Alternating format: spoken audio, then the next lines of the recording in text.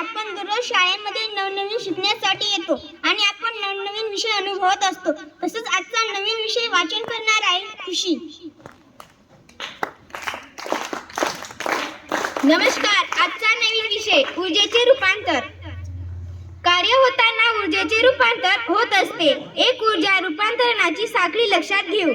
जलचक्राच्या प्रक्रियेमध्ये सूर्याचे उष्णतेमुळे समुद्राच्या पाण्याची वाफ होते. वाफेचे ढग होतात. त्यांच्यापासून पाऊस पडतो. पाणी नद्यांमधून वाहून धरणांमध्ये साठते. धरणाचे पाणी उंचावर असल्यामुळे त्या स्थितीत ऊर्जा असते. ते खाली येत असताना स्थितीज ऊर्जेचे गतीज ऊर्जेमध्ये रूपांतर होत. असे पाणी जमीन तात्रातील पात्यावर पडले की त्याची गतीज ऊर्जा जमीनतळाला मिळते व पाणी फिरल्यामुळे विद्युत ऊर्जेची निर्मिती होते. पुढे त्याचे रूपांतर विविध ऊर्जेत होते. धन्यवाद.